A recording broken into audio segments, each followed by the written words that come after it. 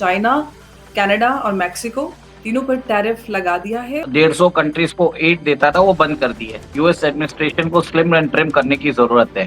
America के अंदर कुछ भी होता है उसका इफेक्ट सबके ऊपर आ रहा है और इस ड्रग्स का जो इंग्रेडिएंट है इस फेंटेनिल को वो भेज रहा है मेक्सिको, वो भेज रहा है कनाडा।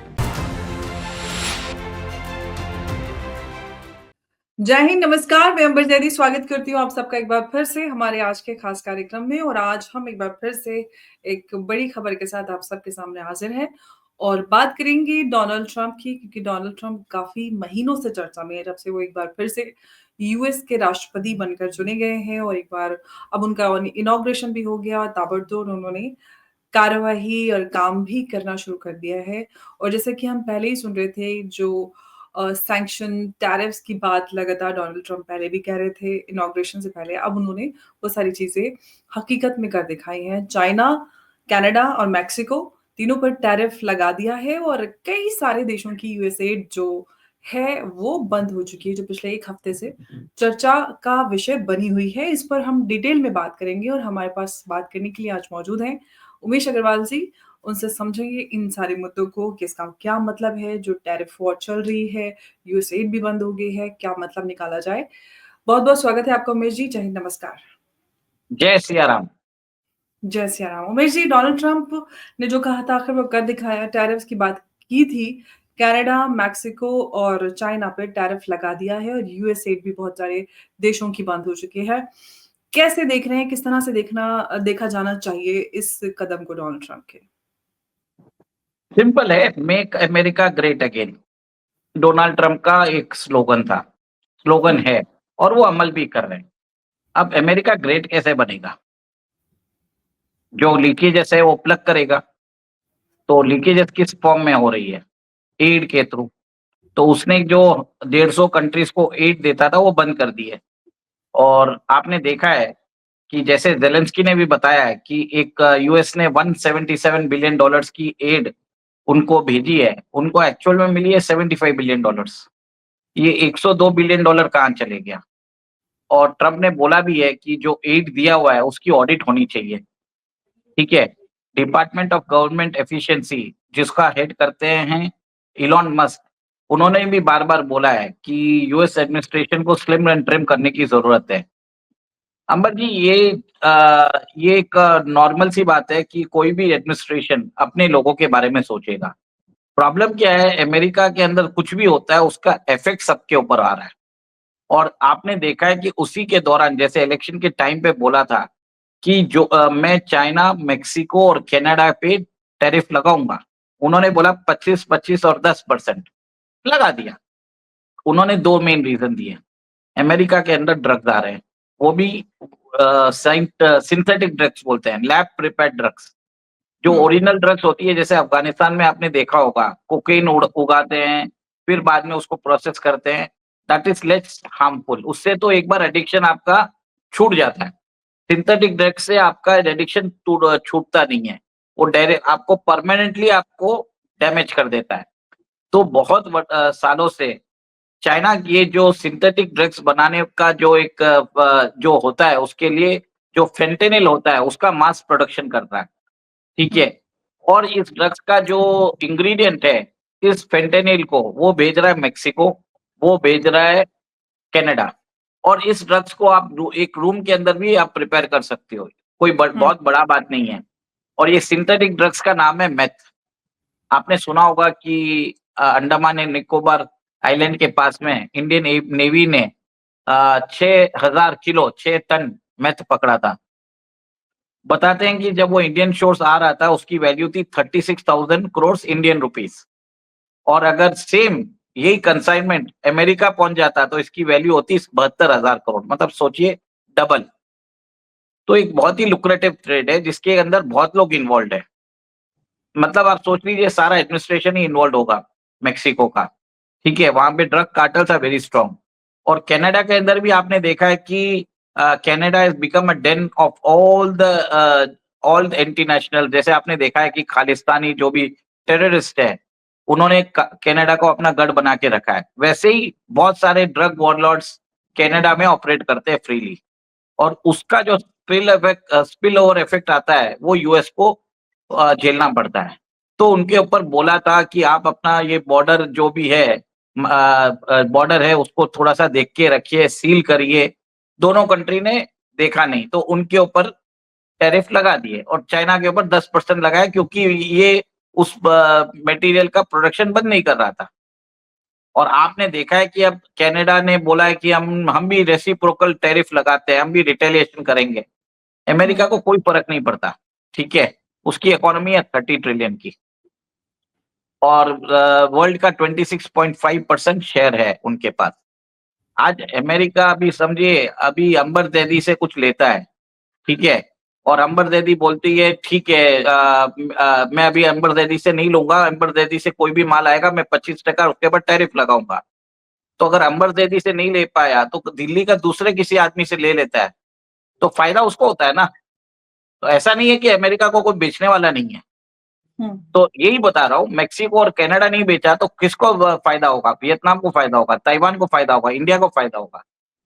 तो यहाँ पे यूएस को बेचने के लिए सब लोग तैयार हैं और अगर इनके थ्रू आपने इंपोर्ट नहीं किया तो क्या होगा?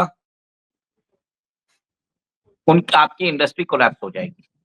ओके, जॉब्स, अनएम्प्लॉयमेंट, बैंक्स में प्रॉब्लम्स आएँगे, इकोनॉमी का कॉन्ट्रैक्शन होगा।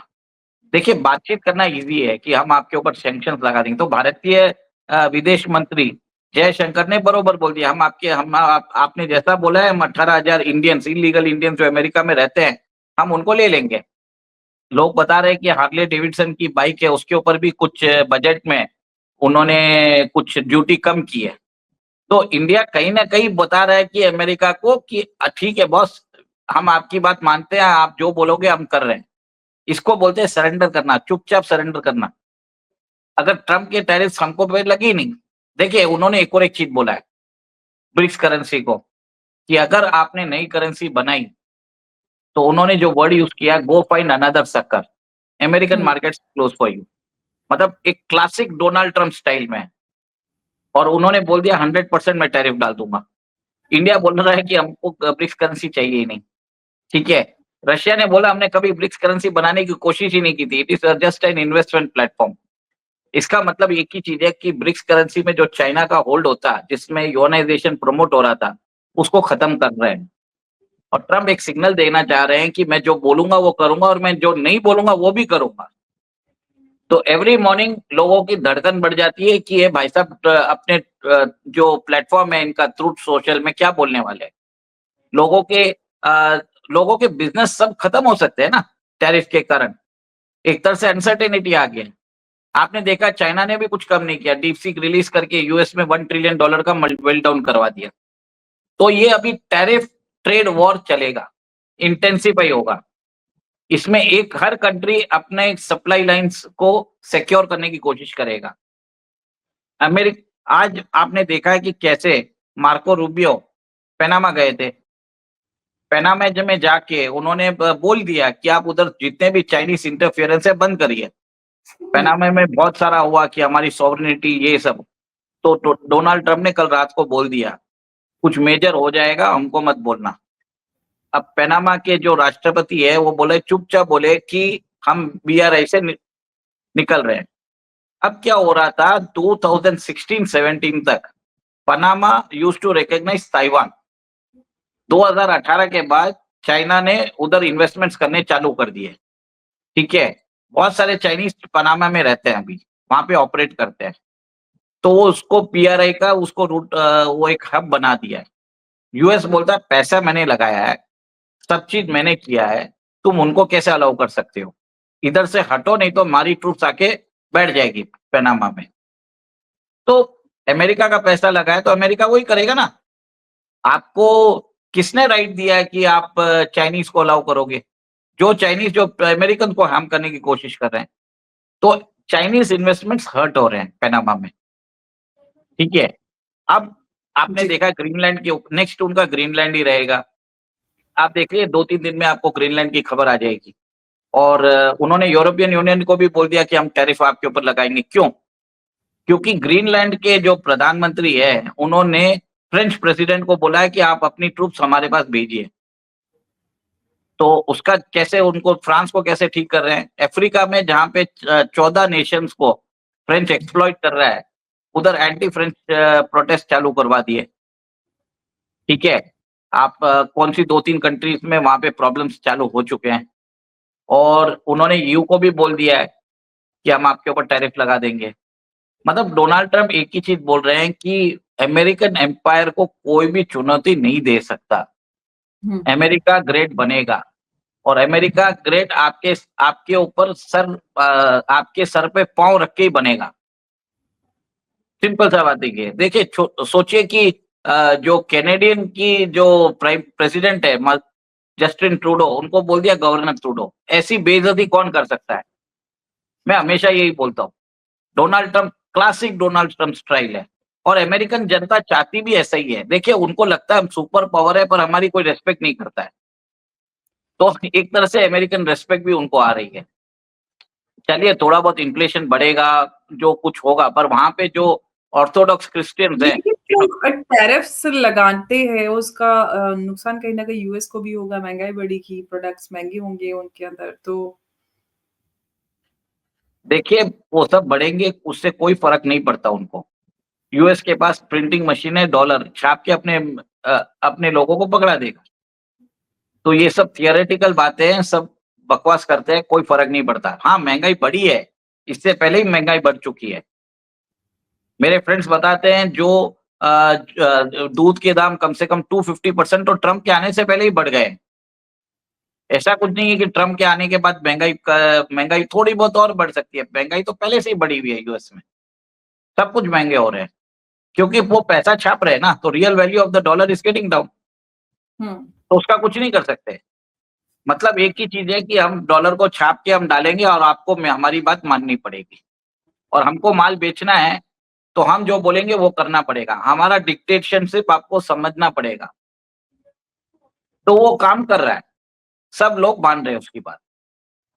अब सिंपल सा चीज़ है, यूएसएड जो ऑर्गनाइज़ेशन थी, उनको हुँ। बोल दिया कि आप 150 कंट्रीज़ को आप फंड करना बंद कर दीजिए। इनफैक्ट ऐसा है कि उसका एक्स अकाउंट भी उड़ा दिया और उसको उसका वेबसाइट भी नहीं है अभी।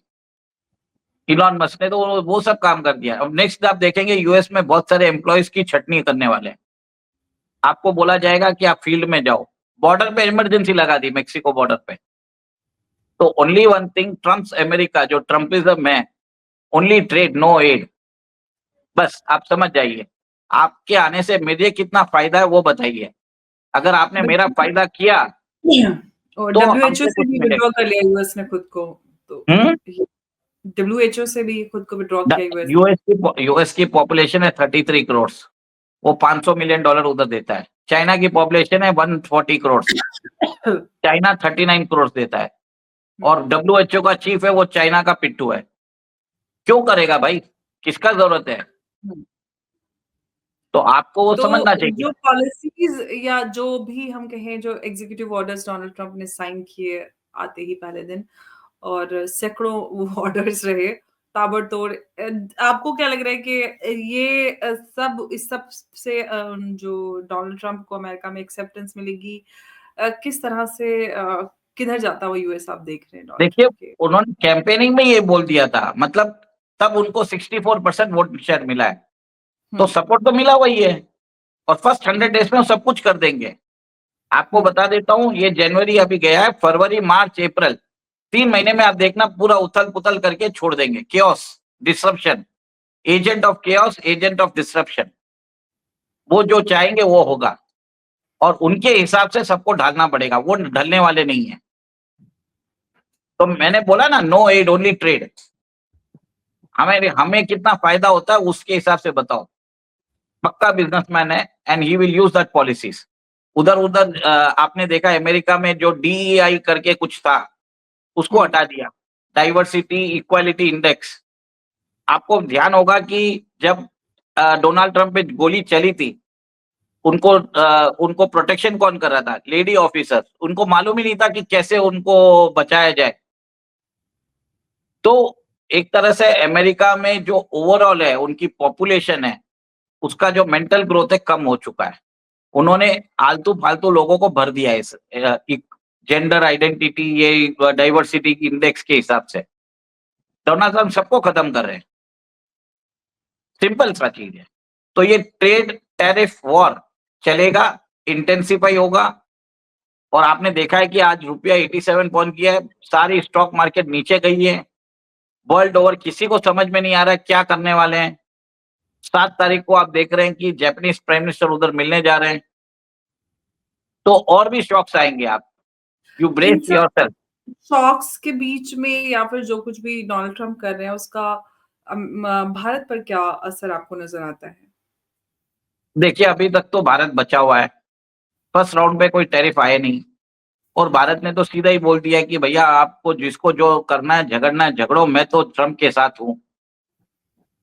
सीधा बता दिया ना। मार्को रूबियो के साथ मिला तो आपने देखा ना, जयशंकर को फर्स्ट मिले तो बात समझ गया। हमारे एडमिनिस्ट्रेशन और ट्रम्प एडमिनिस्ट्रेशन के अंदर बात हो चुकी है। आप जो बोलोगे हम मान जाएंगे, बस आप हम पे टैरिफ मत लगाना। आप जाते हो, आपसे ज्यादा माल ले, हम ले लेंगे। आप बोल रहे हो 18,000 लोगों को ले लो, हम ले लेंगे। आपने बोला कि टैरिफ कम करो, हमारी वो बाइक पे है, डेविडसन बाइक के ऊपर कम करो, कर दिया। बिल्कुल। हाँ, क्योंकि जो ये बाइक है अमेरिका में कल्ट फिगर है, उधर के इथोस के साथ जो रिपब्लिकन चलाते ना उसके हिसाब से है। तो डोनाल्ड ट्रम्प को भी एक सिंबॉलिक विक्ट्री चाहिए, देखो मेरे बोलने से इंडिया ने कम कर दिया। तो India is in the good books right now, अभी तक तो है। और 4 साल संभालने हैं इनको। और ट्रम्प का टेम्परामेंट सिर्फ मोदी जानते हैं, और मोदी संभाल भी लेंगे। बिल्कुल, और अपनी ओपनिंग स्पीच में मोदी जी का भी नाम लिया उन्होंने, ज़िक्र किया मोदी जी का। बड़ी बात है। देखिए, ये जो 4 साल है, it is Trumpism. Trumpism is equal to economic dictatorship. Simple सा बात है। वो अपनी हुँ, मिलिट्री नहीं भेजेंगे। He will only use trade, tariff, sanctions to get his work done. तो ये ट्रम्प अलग तरीके के हैं। उनको मालूम है कि अमेरिका का नुकसान कराए बिना सिर्फ अपनी बातों से वो चीजों को बदल देते हैं। कोलंबिया ने बोला कि हम आपके डिपोर्टेड क्रिमिनल्स को नहीं लेंगे, तो सैंक्शंस लगा दिया। 25 मिनट में जो उनका जो प्रेसिडेंट है पेट्रो, वो बोला नहीं मैं अपना प्रेसिडेंशियल प्लेन भेज रहा हूँ, दे दो हुँ। आपको जो भी देखना है। मान गया। पैनामा इतना बात कर रहा था, मार्को रूबियो उधर जाते ही चुपचाप बैठ गया। ठीक है। और आप देखेंगे कि कल कनाडा का जो ये ट्रूडो है जो इतना बकबक कर रहा है, कल वो ट्रम्प के चरणों में रहेगा। हुँ। बोलना इजी है, अगर इकोनॉमिक हार्डशिप्स हुई ना, तो उस देश में उस पॉलिटिकल पार्टी का ही सफा रहा हो जाएगा। तो एक चीज बताता हूं लोगों को कि ट्रम्पिज्म चलेगा। Trump is equal to economic dictatorship. समझ जाइए, और वो जो बोलेगा मान जाइए। जितना जल्दी मानोगे उतना केओस कम होगा। दादागिरी है, सीधा बोलता हूं दादागिरी है। इसको बोलते हैं मीडिया में अमेरिकन एक्सेप्शनलिज्म, अमेरिकन हीजोमनी, अमेरिकन यूनिलैटरलिज्म। हम अपनी देशी भाषा में बोल सकते हैं अमेरिकन दादागिरी। और है भी। 30 ट्रिलियन की इकोनॉमी है, हम 4 ट्रिलियन है। तो हमको समझना पड़ेगा कि अपनी शक्ति बढ़ाने से पहले अपनी शक्ति बढ़ानी जरूरी है। और चाइना के अगेंस्ट सिर्फ ट्रम्प ही खड़ा है हमारे साथ, बाइडेन एडमिनिस्ट्रेशन नहीं था। लोगों को समझना चाहिए। बस इतना ही बोलूंगा, अंबर जी। बिल्कुल, आपने सही कहा, और डोनाल्ड ट्रम्प ने कहा था कि कनाडा, मेक्सिको और चाइना पर टैरिफ लगाएँगे और वो उन्होंने टैरिफ लगा भी दिया है। अब ये टैरिफ ट्रेड वॉर कहाँ तक चलेगी, कब तक चलेगी और इसकी चपेट में कौन-कौन आएगा, ये आने वाला वक़्त बताएगा। फिलहाल तो हम अभी आपको शुरुआत हुई है। हम आपको बता और देते हैं, अगले 90 दिन और चलेगा। The first 100 days of any presidency is significant. वो एक तरह से अपना रिपोर्ट कार्ड देते हैं at the end of the 100 days. तो और 3 महीने प्रॉब्लम्स आएंगे, फरवरी, मार्च, अप्रैल। ये अप्रैल 30 तक खत्म हो जाएगा। ठीक है, ये हम आपको पहले ही बता देते हैं। जी, बिल्कुल, और अभी तो शुरुआत हुई है, अब देखेंगे आगे इसकी 11 गिरफ्त में दिन, चपेट में कौन-कौन आता बारह है। तेरह दिन 12 दिन 13 दिन हुए हैं अभी तक तो। जी, वही मैं बोल रही हूँ कि अभी तो शुरुआत हुई है, काफ़ी कुछ देखने के लिए मिलेगा और क्या कुछ हमें और नज़र आएगा इस ट्रेड वॉर के अलावा, और भी कुछ हमें देखने के लिए मिल सकता है, क्योंकि डोनाल्ड ट्रम्प ने बहुत सारी बातें कही थी कैंपेनिंग के दौरान भी और बहुत सारे एग्ज़ीक्यूटिव ऑर्डर्स अभी आ भी चुके हैं और आगे क्या कुछ होगा, उस पर हम लगातार आपके साथ बात करते रहेंगे। आज के लिए उमेश जी आपका बहुत-बहुत शुक्रिया हमारे साथ जानकारी साझा करने के लिए। जय हिंद, नमस्कार, जय भारत। जय सिया राम। जय सिया राम।